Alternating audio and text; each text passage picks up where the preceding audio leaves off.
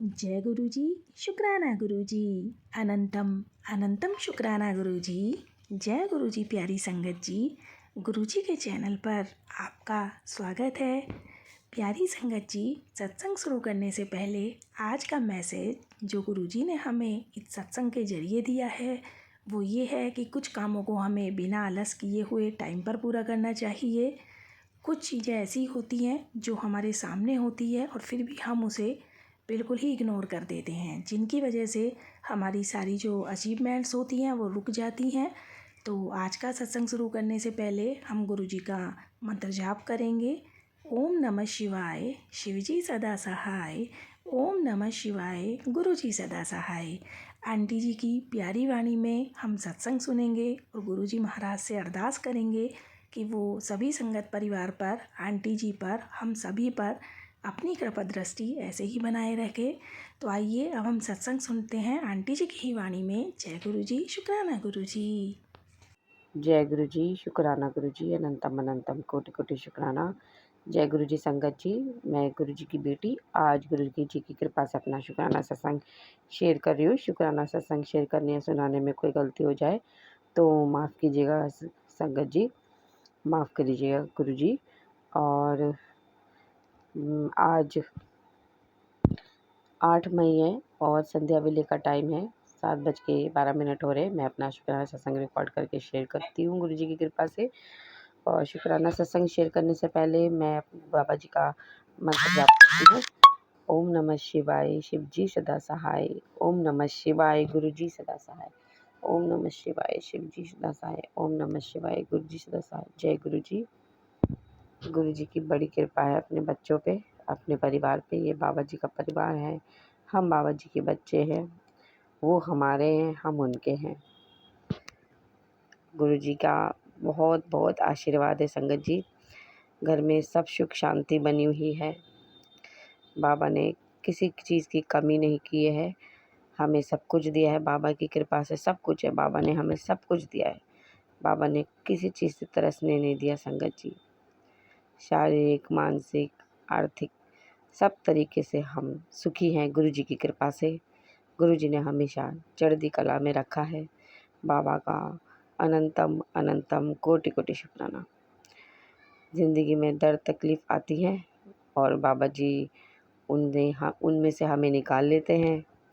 और संगत जी देखिए, दुख बीमारी तो लगी रहती है और गुरु जी पे विश्वास है। गुरु जी धीरे धीरे सारी तकलीफ़ दुख बीमारी दूर कर देंगे। बाबा जी तो बताते हैं ऐसे कर, वही मैं आलसी हूँ तो कई बार ऐसे कर देती हूँ संगत जी। आज मैं रोज़ जल प्रसाद आँख में नहीं डाल रही, मुझे आँख में प्रॉब्लम हो रही है और मुझे लगता है कि मैं दिन आलसी हूँ ना, मैं अब सो जाऊँ, नींद आ रही है या उसमें ना एक बर्तन में मैं क्या करती हूँ, एक मग्गे में थोड़ा सा जल प्रसाद डाल के मिला के छपका तो मारती हूँ। कभी दिन में एक बार मार ले तो मार ले, नहीं तो नहीं माना, सुनती नहीं हूँ। सॉरी बाबा, क्षमा करना।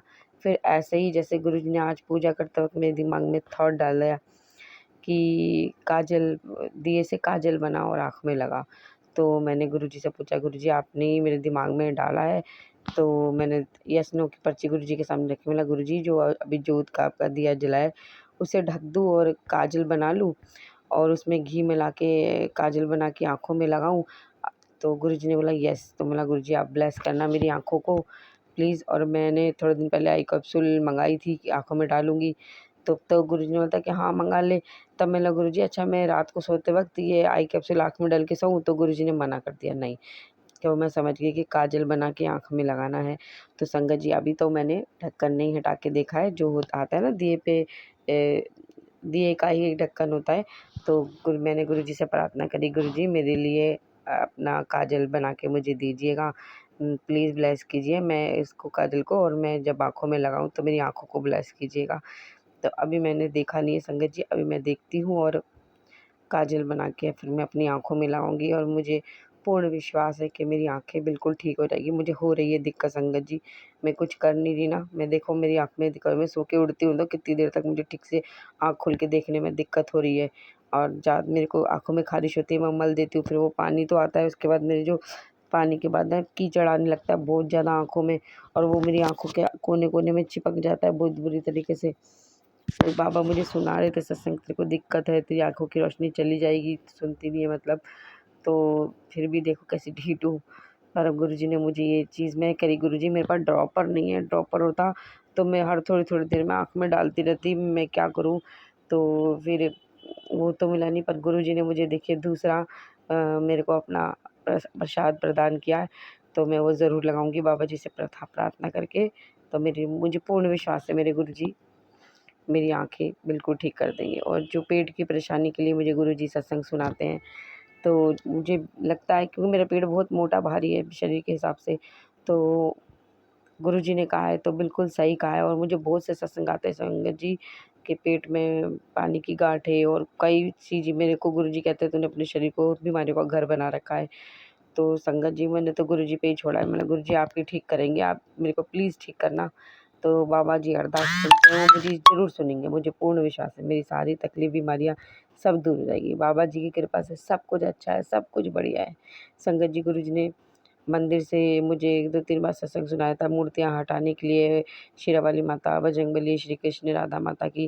क्योंकि मैंने पर्ची रख के पूछा था, मैंने गुरुजी किस-किस की हटानी है?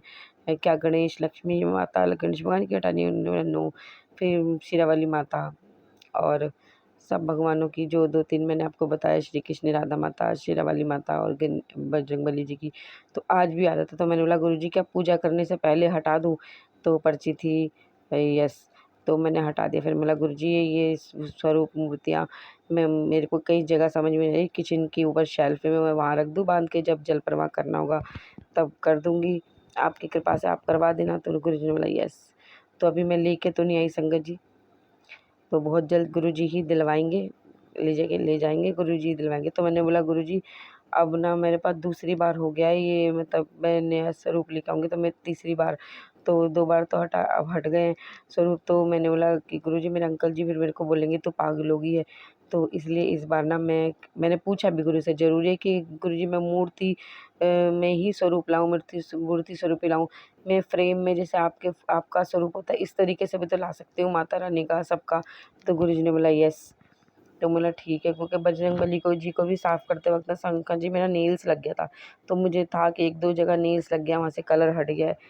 तो इसलिए फिर मेरे को लगा कि समझ में नहीं आता, हम ले तो आते हैं मूर्ति स्वरूप, पर हमें समझ में नहीं आता कि प्रॉपर ठीक से बनी है कि नहीं बनी है।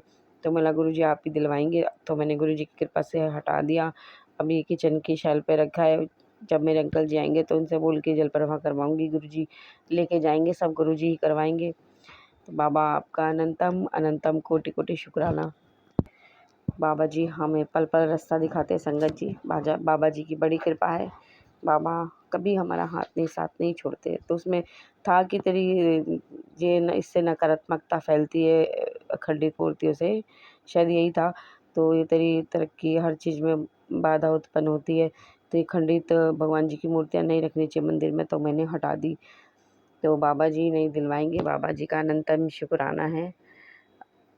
और क्या कहूँ, गुरुजी की इतनी कृपा है, इतनी रहमत है संगत जी। गुरुजी बहुत बहुत बहुत प्यारे हैं।